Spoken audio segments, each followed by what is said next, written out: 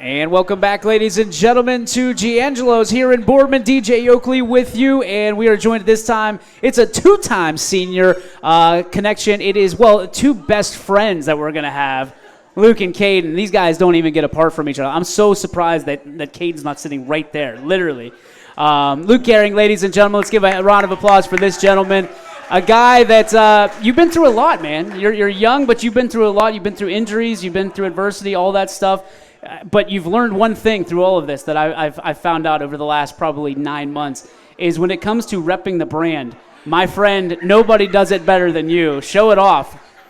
Sean Wardle, wherever you are, I know you're watching. Make sure you give him a raise for this, okay? This is not NIL money. This is just product placement right there, okay? Luke, I mean, in all seriousness, you've been through a ton, man. You've been through injuries this year. You've been through injuries before. What keeps you coming back? What keeps you getting up and moving forward and moving the chains?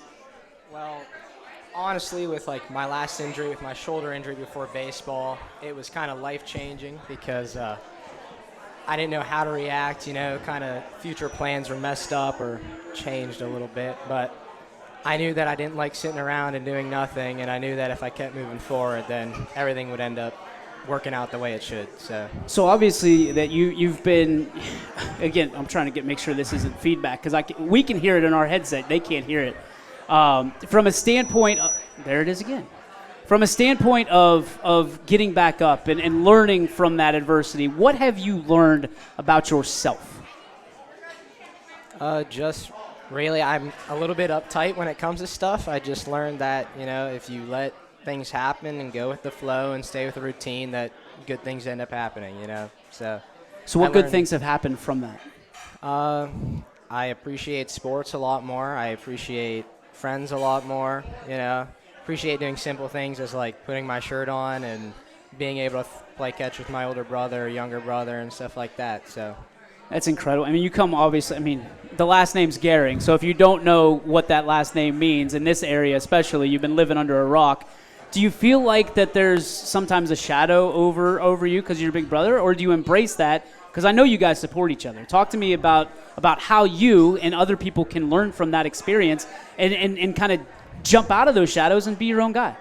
I mean, there's three of us, but, we all have that one thing. We all love baseball, so it's easy to connect with that, but we're all each one of our own people and have our own strengths and own weaknesses, and it's really a super team because we all have our own different things. So I love that. It's nice to, learn more about my little brother, learn more about my older brother, and they can learn more about my hobbies and stuff. You strike me as the guy that kind of ties everything together. Like the generational talent that knots your big brother and your little brother. Is that the job of a middle child, is to make sure that, were you breaking up the fights or were you kind of causing them? Were you the referee or were you the guy that was throwing the chair in the ring? No, I was the one getting beat up on. So.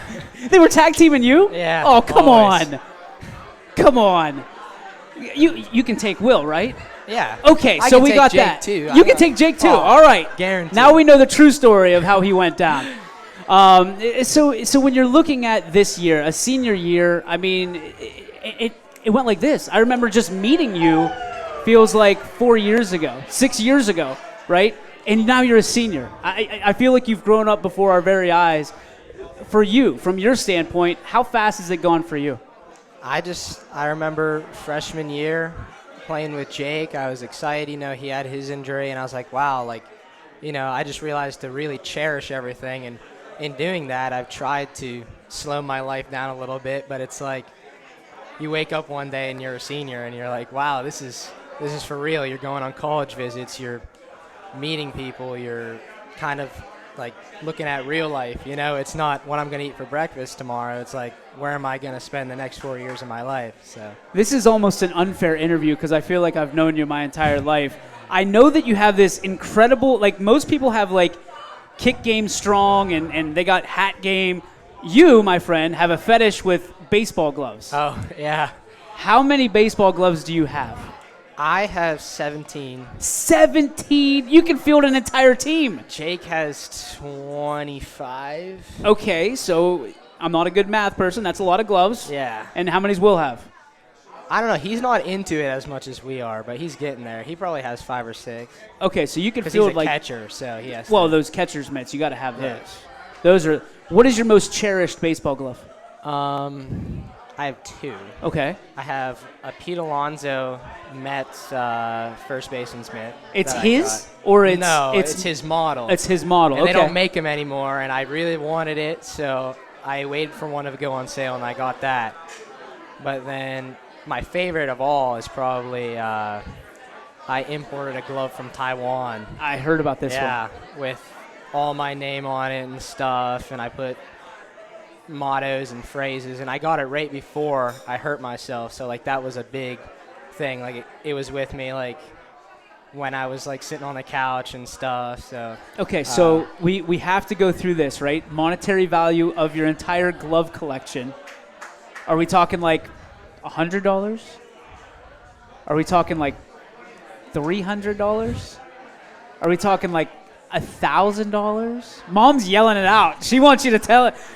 Are we talking like thousands of dollars? well, you have to think the average price of my gloves would be about 300 Oh my $20 gosh.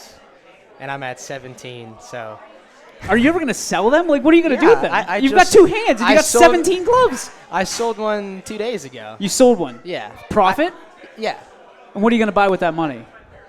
I'm saving up to fix my car right now. So. There it is. And I know how that conversation probably went. Oh, well, you can sell your gloves, Luke. You can sell your gloves to fix your car. Yeah, they told me I can sell a lot of things. So. In all seriousness, I mean, I've known your parents a long time. I love your parents. I know you do too. How much do they mean to you? I'm a busy kid. As I said, I'm uptight. I have my schedule and stuff, but you know, there's no better feeling, and it's really like been like opened me recently, like how important they are to have around. Like Sure.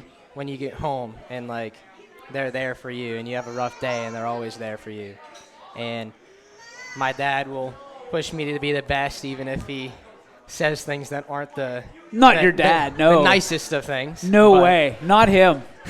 But, you know, my mom will always support me, and she's super loud, and I can hear her cheering for Caden, Kush Shy, and Gus and Cameron from the stands every week. So, you know, it's a huge deal to have that support system. So What's cool is obviously the parent aspect of it, but the brother aspect of it, you kind of alluded to it earlier. It's a different kind of love, right? It's a little bit more tough love, but in those down moments where you are battling adversity and you shouldn't blink in the face of adversity, those are the guys that are there for you the most. Is that accurate? yeah, I mean, with Jake moving home, it's great to see him, and I get to see him a lot more often. You know, it was tough when he was in Columbus, but like when I first found out my surgery, I needed to go talk to someone, so my mom let me skip the weekend of practice and stuff, and I went and spent the weekend with him, and it was a good experience. And then Will, I mean, he's not out of the house yet, and I still have him, so it's nice to play sports, be on the same field as him, and you know, just have good conversations. Like as we get older, I mean, when we were younger, we were your brothers, kind of. Sure. We're all too close in age. That's super competitive. They beat you up. Hard to play sports. It was rough. Like you had to like be up for the challenge. But as we gotten older, we understand each other. I feel we've gotten so much closer. So. That's incredible. All right, so Jake hands the baton to you. You get to hand the baton to Will.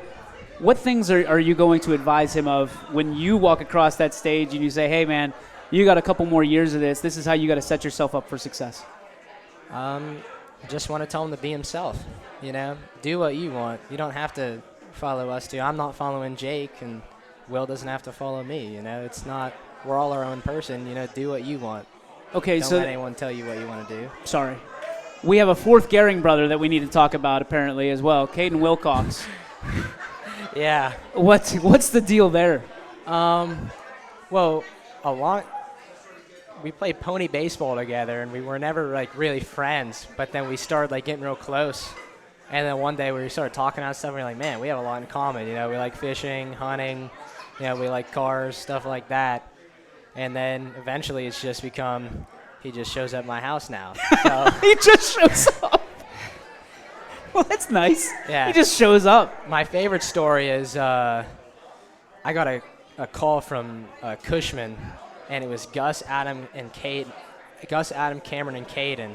They're like, hey, can we come over? And I was like, sure. And then they walked through my front door. They were there. They were already there. Okay. They just called me afterwards. We just don't knock anymore. We call when they're at the front door. What do you guys do? I mean, just hanging out. You hunt, right? Yeah. Okay, so like if you had your way, if it's your birthday, right? What do you want to do with your boys?